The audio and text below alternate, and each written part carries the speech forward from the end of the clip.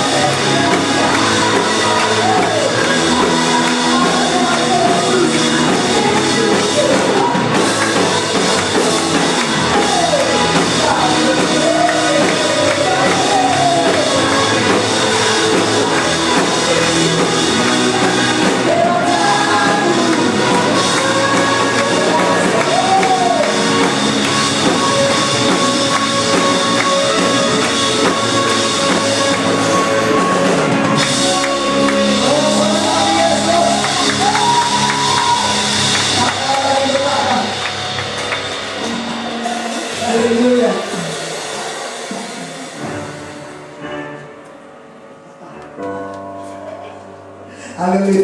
Semua diberkati Tuhan. Semua dalam hati ini. Amin. Haleluya. Puji nama Tuhan.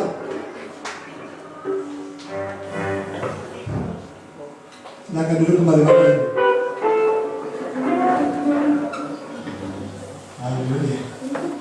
Kita bersuka cita karena Tuhan Yesus begitu dahsyat. Amin. Tak tertandingi kuasanya. Karena Dia sudah memberikan yang terbaik dari kita. Haleluya.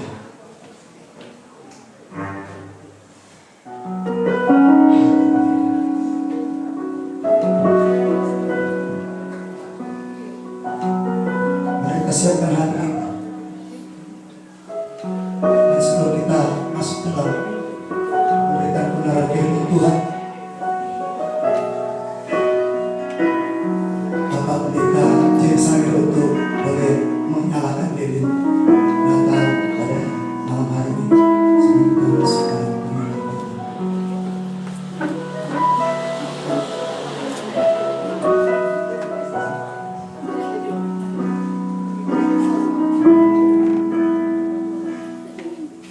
Seperti halunya layakkanlah hati menyambutmu Tuhan. Seperti emas kemenyandamu, biar hidupku berkenan padamu. Seperti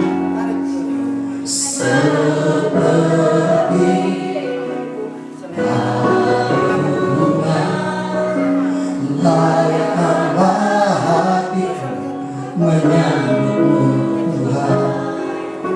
Seperti emas kemenyandamu, biar hidupku berkenan padamu. Sebab nama Tuhan yang berarti tanpa kasih-Mu, lahir di hatiku hanya bersama-Mu.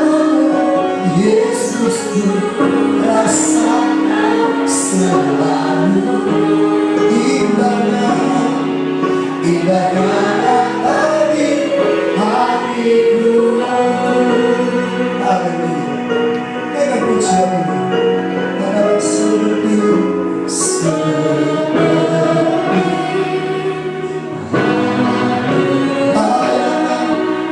layakkanlah hati menyambutmu Tuhan. Seperti emas kemenyandamu, biar hidupku berkenan padamu. Sebab nama Tuhan yang berarti tanpa kasih-Mu, lahir di hatiku hanya bersama-Mu. Yesus ku rasakan selalu indahnya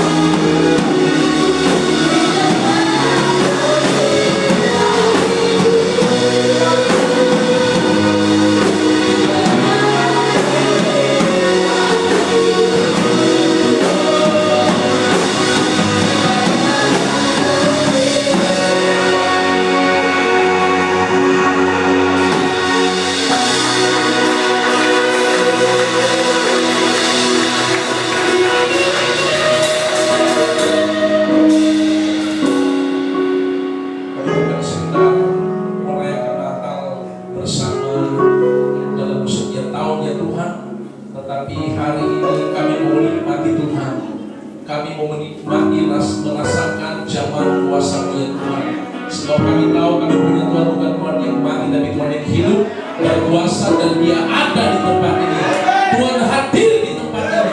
Kami percaya ketika Tuhan hadir, sesuatu akan dinyatakan, sesuatu akan terjadi. Ketika pujian beriman dinaikkan, kami percaya bahwa kalau Dia naik di hadapan-Mu ya Tuhan, dan kami pastikan Tuhan turunkan api dari surga. Api bicara Tuhan melawan kami semua. Tuhan menyatakan kuasa-Nya, sehingga setiap kami yang hadir tidak akan sama lagi. Yang lemah akan dikuatkan, yang sakit akan sembuh, yang teringat akan dibebaskan. Tuhan menjamah kami semua. Terima kasih Tuhan Yesus. Kami terus mau lebih dalam. Kami terus mau menikmati Tuhan. Sebab Alkitab berkata, sesungguhnya Tuhan mau menikmati penyembahan umatnya. Tuhan mau mencari umatnya yang mau Tuhan nikmati.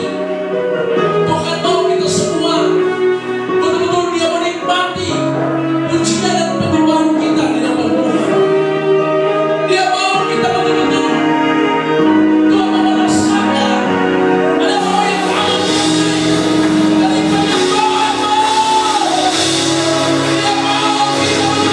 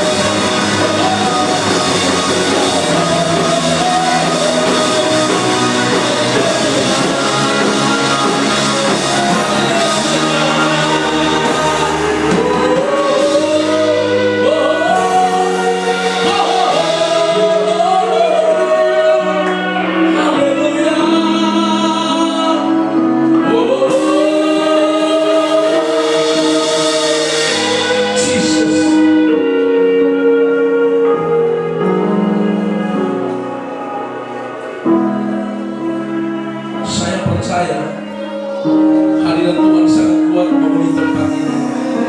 Dan tahu saudara, bagaimana Anda bisa tahu dan bisa merasakan, bagaimana kita bisa tahu hadirat itu sangat kuat. Pemulihan demi pemulihan sedang terjadi atasmu. Damai sejahtera sedang menguasai hati dan pikiran. Semua beban-bebanmu diangkat hari ini. Mulai terima kelegaan, mulai terima kelepasan, mulai terima sukacita, mulai terima damai, mulai rasakan, mulai rasakan.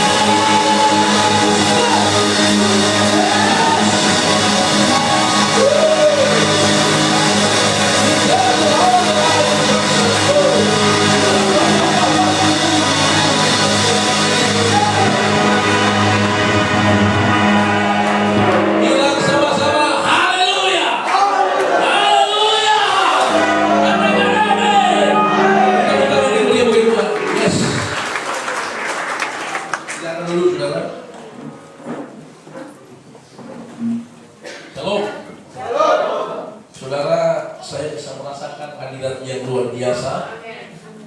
Dan ya, hari ini kita bisa sama-sama merasakan ya, dan kita senantiasa berada pada suasana Natal Yesus Kristus.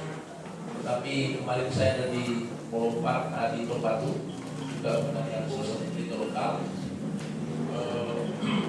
untuk merayakan Natal. Tapi selalu saya dibawa Tuhan untuk membawakan firman sesuai dengan kehendak Tuhan atau sesuai dengan keadaan yang sedang kita hadapi. Karena saudara, saya mau mengingatkan kita semua, penting kita sebagai orang Kristen merayakan Natal, tapi yang terpenting adalah menangkap, mengerti dan memahami apa yang Tuhan mengendaki hari terakhir ini. Saya kalau ada di sini terus beberapa hari di trompeting ini memang koneksi luar biasa, saudara ya. Sama baju lagi.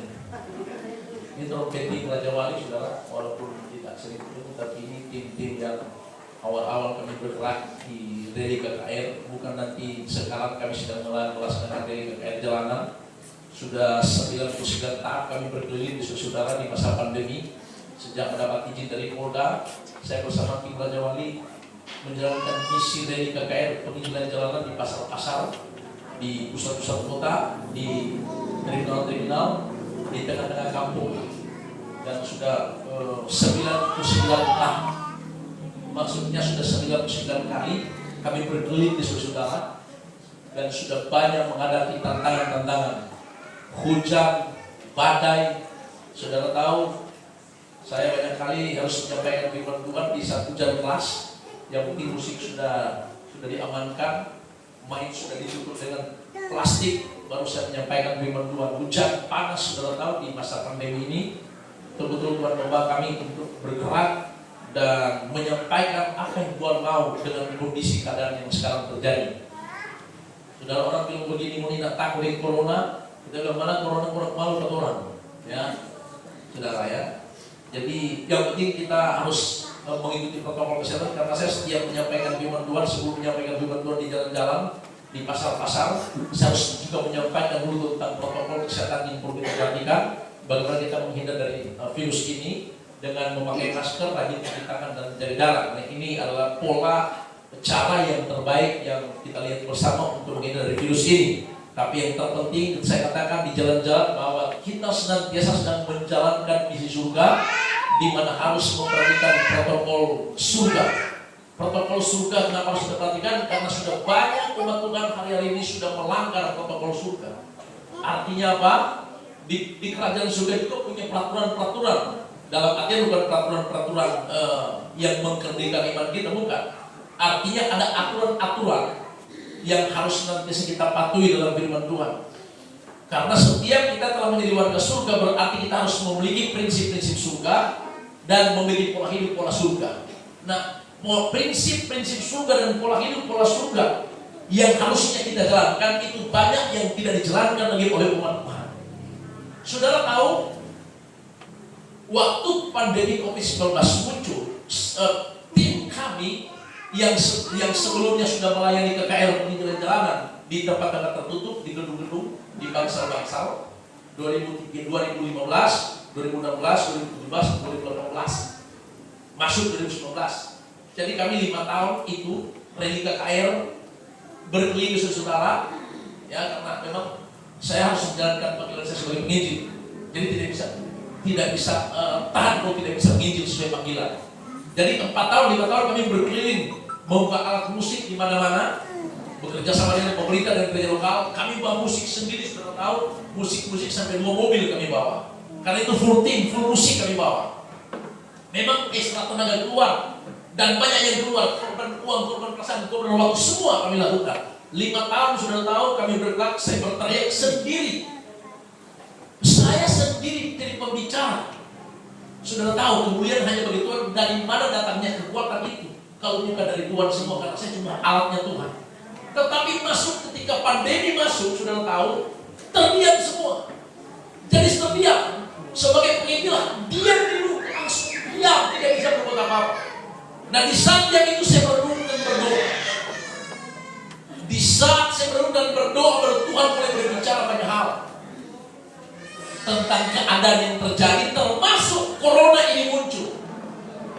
Nah, saudara tahu, Karena sudah masuk corona, gereja tidak bisa beribadah.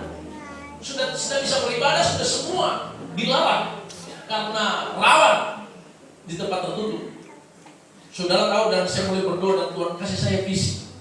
Misi, kamu harus melayani di tempat-tempat terbuka. Jadi waktu saya dapat misi itu, saya menghadap Polda, saya ditolak dulu pertama, saudara. Karena mereka bilang tidak mungkin mereka memberikan izin, karena Kapolri mengeluarkan izin, mengeluarkan instruksi tidak bisa memberikan izin apapun. Tapi waktu saya menghadap kedua kali, sudah tahu, puji Tuhan, dari pihak Polda itu Tuhan pakai untuk memberikan izin.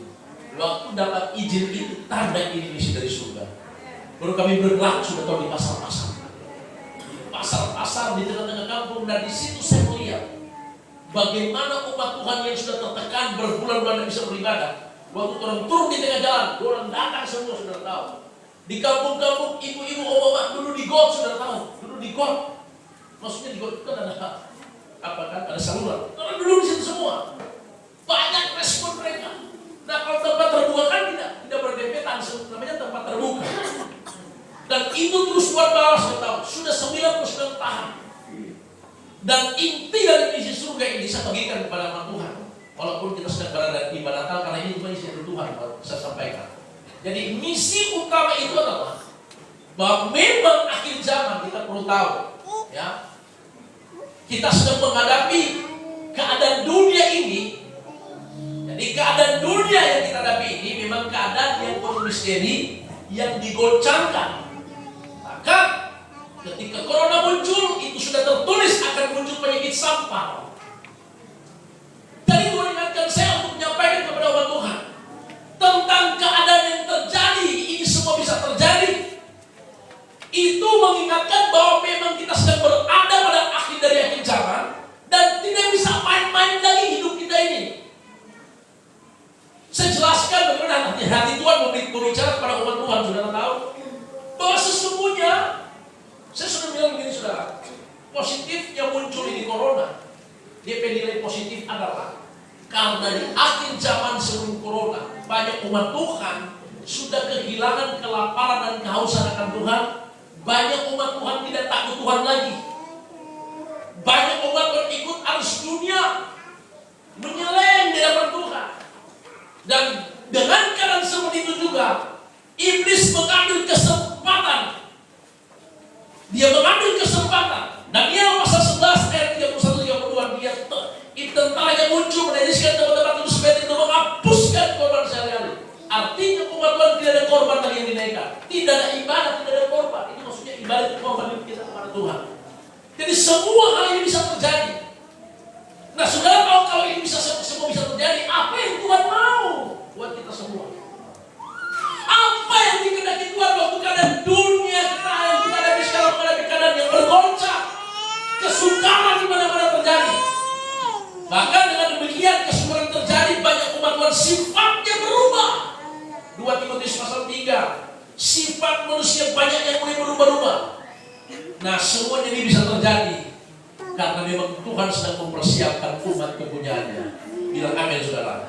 Dia sedang mempersiapkan umatnya yang nanti pada saat trompet berbunyi, maka dia akan berangkat ke surga. Katakan amin. Saya berharap kita semua sudah siap ke surga. Amin, saudara tahu.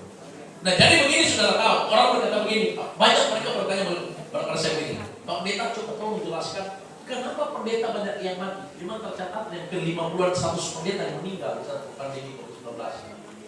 Pendeta yang dikenal, pendeta yang punya gede besar. Mereka bertanya pada saya, bagaimana jadi itu pendeta? Saya bilang, saya tidak bisa jawab, karena kalau bicara pendeta hanya Tuhan yang tahu. Dan kalau bicara hati hanya Tuhan yang tahu terlebih hati. Tapi yang saya menjelaskan adalah Alkitab mencatat yang hatinya melekat kepada Tuhan, Mazmur 191 ayat 14. Orang sekarang waktu muncul COVID-19, mereka menggunakan Mazmur 91 ayat 1, 2, 3, 4, 5, 6, 7, 8. Tapi mereka lupa ayat 14.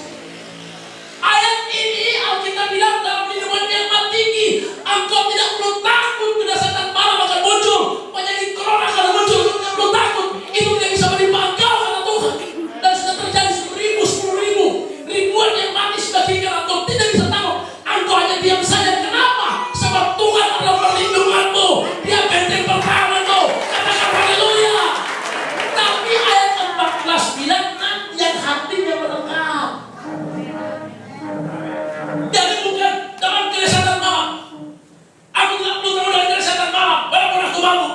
Kan saudara tahu.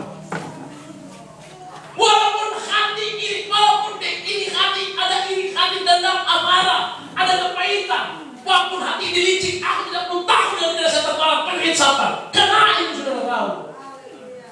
Ya, yang hatinya melekat. Makanya waktu mereka saya tanya kepada pendeta yang mati, saya bilang saya tidak tahu urusan pendeta mulia. Yang pasti itu hidup yang Tuhan mulia. Yang karena yang mati urusan daripada Tuhan. Tapi ayat 14 jelas berkata yang hatinya melekat kepada Tuhan. Nah, akhir zaman susah orang melekat dari hati. Melekat itu kan begitu, melekat tempel. Ada tuh cerita kata. Tuh omak suruh ambil dari anak. Apa dia bilang? Obat batal. Dia bilang salah ambil. Dia bilang salah ambil Alteco. Pas dia tetes di mata, omak pemeta sudah terbuka. Omak bilang, cucu, saya itu omak pemeta sudah terbuka. Ini kan ada ambil itu obat mata. Dia bilang apa? Alteco. Anda tahu Alteco? Dia melekat luar biasa, saudara tahu. Kalau Alteco itu melekat, memang melekat betul-betul. Tutuan memang sama yang itu Alteco, melekat betul-betul. Ada haleluya? Apa artinya saudara? Walaupun kegoncangan datang, kesukaran datang, engkau tidak perlu takut, engkau tidak akan pernah goyah. Alkitab bilang apa? Apakah yang bisa memisahkan kita dengan kasih Kristus? Saudara tahu, kasih Kristus itu, kasih Kristus anugerah Tuhan itu betul-betul dia melekat kotoran Kristus lebih dari Alteco. Ada amin? Sekali dia sudah menyatakan kasih kuasanya dalam yang tertumpah di kayu salib. Sekali itu Alkitab bilang engkau akan ditebus dengan darahku, engkau akan jadi milikku, milik kepunyaanku, harta kesayanganku. Jadi itu yang amin tidak bisa diganggu bukan. Itu sudah jadi milik. Ketika Tuhan berkata, engkau milik kepunyaanku dibayar dengan darahku, oleh pengampunan darahku, berarti saat itu hidupmu sudah melekat di dalam Tuhan, tidak bisa terlepaskan. Sama dengan Alteco, melekat baik-baik Tuhan, pecinta pesayang penolak. Haleluya. Nah, pertanyaannya adalah orang masih melekat atau tidak? Dia kasih, dia kuasa itu sudah nyata. Kekuatan kuasa pengampunan darah Yesus itu sudah memeteraikan kita menjadi tanda miliknya daripada Allah. Tidak ada yang bisa membatalkan itu. Tidak ada yang bisa membatalkan itu. Makanya kita bilang, apa yang bisa memisahkan kita dengan kasih Kristus? Penindasan, kesesakan, kekurangan, penganiayaan, itu yang memisahkan kita dengan orang-orang yang tidak melekat hati daripada Tuhan. Dengan baik-baik sudah tahu, jadi Mazmur 91:14 bilang, hatinya melekat kepada Tuhan itu adalah mereka tidak pernah tergoncangkan oleh apapun. Kegoncangan datang, masa suka datang, tapi kita umat Tuhan tidak mudah tergoncangkan. Itu yang hatinya melekat kepada Tuhan. Pilkada sudah selesai. Orang bilang begini, kalau mau ibu bapak pilih dengan segenap hati. Jangan dengan segenap jiwa. Kalau mau dipilih segenap hati, kalau nyerah jadi boleh cuma sakit hati. Mana mau segenap jiwa, mau jadi apa saudara? Sakit jiwa. Kapal itu mau jadi dong pemilihan. Saya sudah tahu di masa pandemi, saat juga mengalami pandemi dan juga masa pemilihan. Kami tim, saya tidak suruh pakai baju merah atau kuning atau hijau, pokoknya warna-warna. Orang pakai baju yang putih atau hitam. Karena kalau orang pakai baju merah, nanti udah mau sorot. Oh, partai A ini. Pakai kuning partai A. Jadi kami waktu kakek di desa di Minasa Selatan, di Minasa Utara, di Minasa Selatan, Minasa, pokoknya yang tempat-tempat ada pemilu kada bupati dan wali kota. Orang itu sudah tahu, pemerintah bilang, tolong jangan pakai baju AB begitu. Karena nanti mau disorot. Karena memang orang tidak didukung oleh salah-satu partai, orang itu dalam dukungan surga. Saya menyampaikan berita surga, menegakkan kerajaan surga, saya membawa partai kerajaan surga. Katakan haleluya. Kenapa? Karena saya pelajari itu, saya pelajari di desa-desa. Anak orang tua sudah muda apa? Suami istri suami tidur sama-sama, cuma karena beda warna. Dan tahu sekali musuh baik, sesuai pemilu loh. Di beberapa daerah saya temukan rumah potong, sudah tahu. Dosa tidak mau pusing tuh COVID, yang pusing. Yang penting mau sukseskan dengan baik-baik. Saya sebagai hamba Tuhan senantiasa memiliki misi beban untuk bagaimana melihat jiwa-jiwa ini diselamatkan.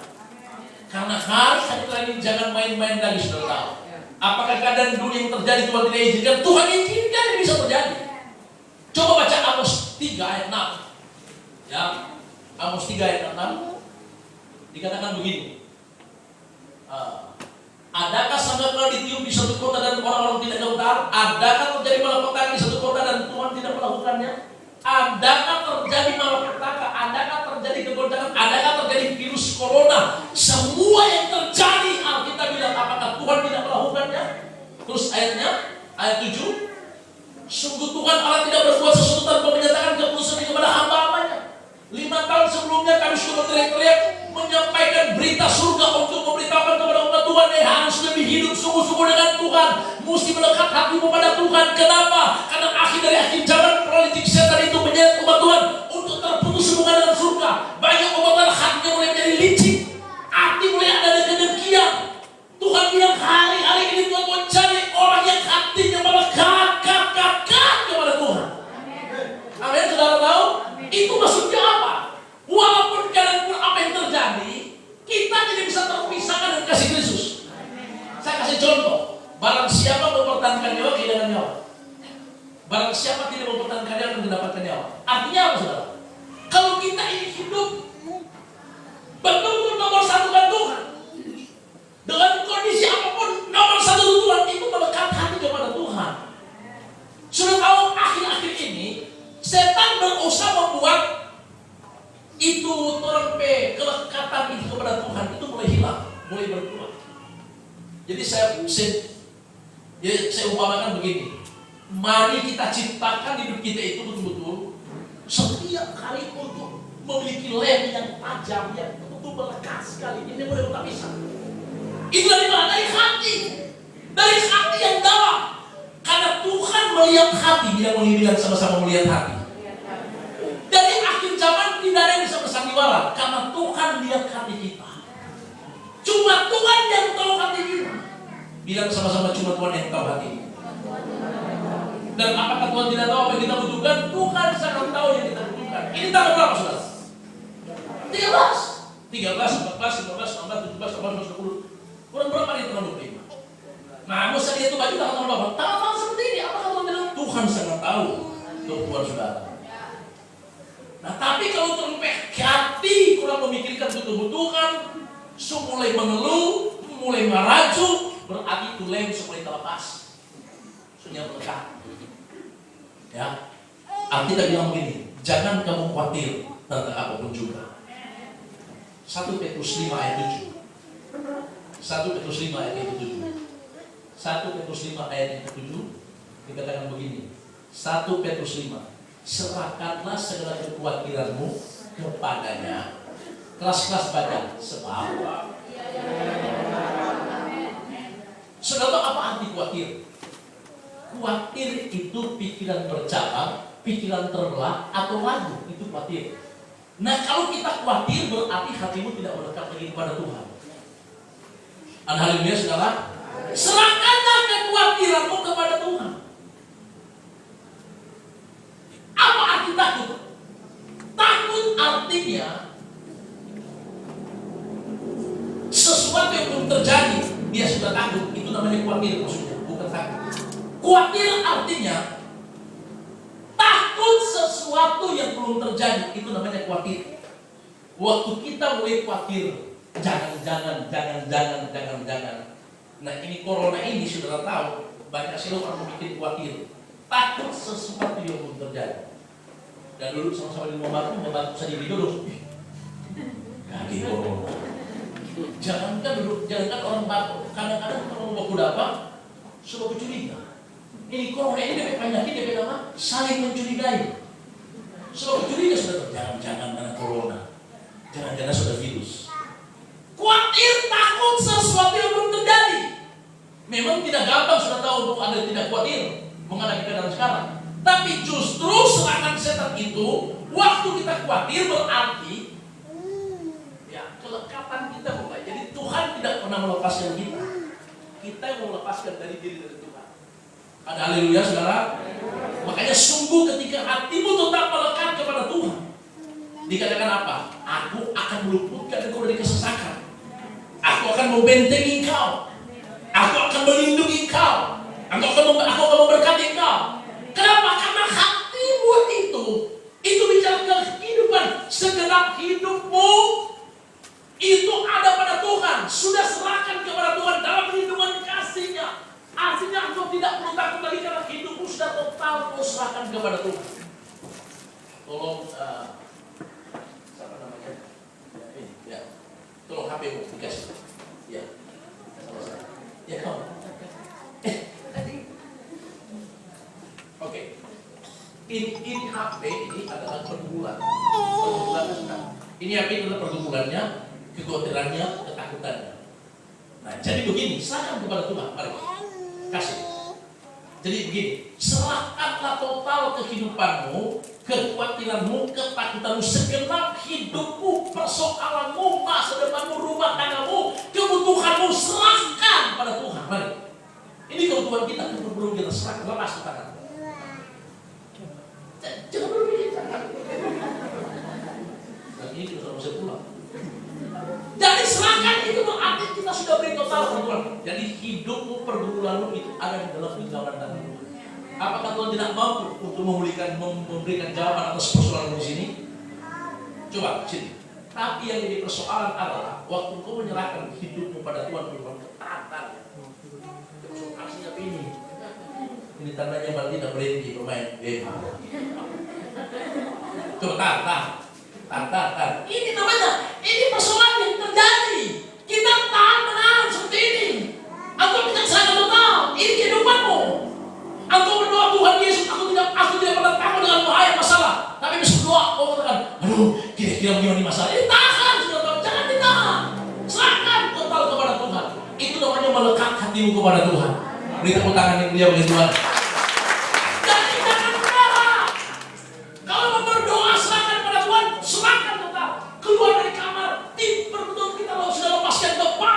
Semua Tuhan yang tahu. Serahkan kepada Tuhan.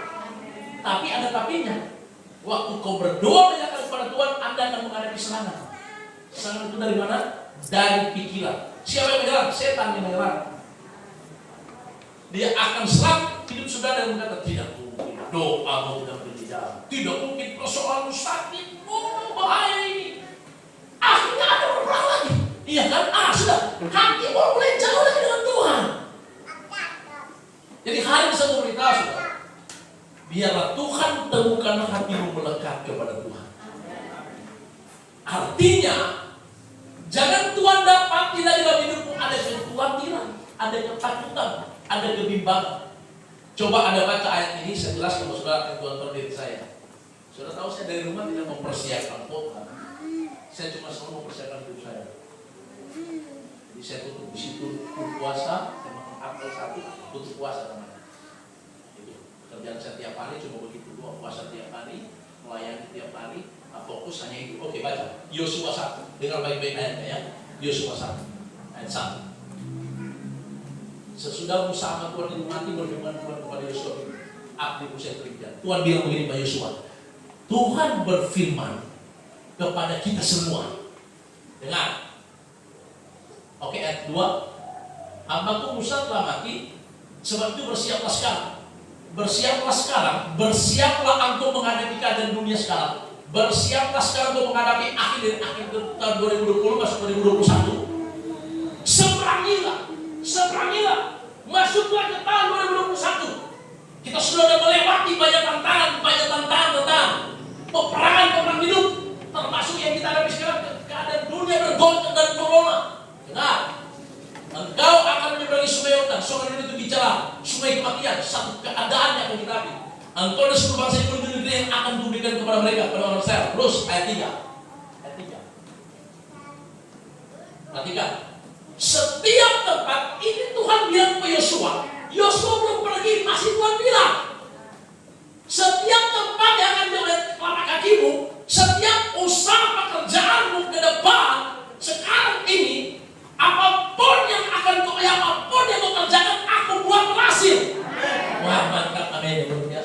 Ya, itu janji Tuhan, itu firman-Nya. Seperti Tuhan menyertai Musa, menyertai Yosua, menyertai kita semua. Itu ya dan amin. Tidak bisa diganggu-ganggu. Janji Tuhan itu Dia berikan. Kekuatan janji itu sama seperti kekuatan kuasa darah Yesus yang telah membayar dosamu. Tidak bisa diganggu-ganggu. Janjinya ya dan amin. Dan apa yang Tuhan janjikan akan digenapi buat kita semua. Tidak ada yang bisa mengganggu-ganggu. Terus ayatnya. Oke, terus semuanya akan kuberikan kepadamu. Perhatikan ayatnya. Seorang pun tidak dapat bertahan menghadapi engkau. Apa maksudnya seorang pun? Lawan kita. Siapa lawan kita? Lawan kita apa? Persoalan, pergumulan, kegoncangan jiwa, politik dan itu lawan kita. Tapi lawan yang paling sulit dikalahkan itu pribadi kita. Seorang pun tidak bisa tahan menghadapi engkau. Keadaan apapun yang datang tidak bisa menimpa engkau selama hatimu melekat kepada Tuhan. Lawan yang kau hadapi yang kejaman, merasa suka, kegoncangan, pengen sabar, kekurangan. Itu lawan kita. Politik setan itu lawan kita. Itu tidak bisa mengambil hidupmu. Terus, karena Tuhan bilang seperti aku menyertai Musa, aku menyertai engkau. Yang luar biasa sudah tahu dikatakan begini, demikianlah aku menyertai engkau. Aku tidak akan membiarkan engkau dan tidak meninggalkan engkau. Ya dan amin. Alkitab bilang aku tidak pernah meninggalkan. Aku tidak akan pernah meninggalkan dan membiarkan. Meninggalkan dan membiarkan. Tidak pernah. Coba ada baca ayat 6. Ada ayat 6-nya, tetapi ayat 6 bilang begini. Kuatkan dan teguhkan. Ternyata lihat sama-sama. Kekuatan firman janji Tuhan dan amin. Apa yang dia sudah sampaikan itu terlepas. Tapi justru kelemahan datang dari kita. Karena itu Tuhan bilang kuatkan hati. Jadi dengan baik-baik sudah tahu. Jadi yang saya bilang tadi, semua yang Tuhan jadikan dan kenapa tidak bisa terjadi? Siapa yang salah? Karena kita kuatkan dan teguhkan hati. Tuhan lihat sebetulnya. Tuhan janji kau akan masuk pada perjanjian. Kemenangan ada di sana. Saudara tahu, Tuhan janji buat kita. Bukan saja engkau sudah memiliki tiket. Ketika engkau mati atau engkau disudahkan, engkau masuk surga. Saudara yang baik-baik. Surga itu bukan nanti kau nikmati mati dapat surga. Engkau di bumi punya surga. Ada haleluya? Kenapa? Karena Tuhan bilang kerajaan surga itu ada padamu. Jadi saudara tahu dengan baik-baik, kita ini sudah punya kepastian hidup kekal. Maksudnya begini, waktu darah itu tumpah engkau akan dimulai dengan tangan milik penerima Allah. Hidup ini sudah punya jaminan hidup kekal. Hidup kekal nanti kalau nanti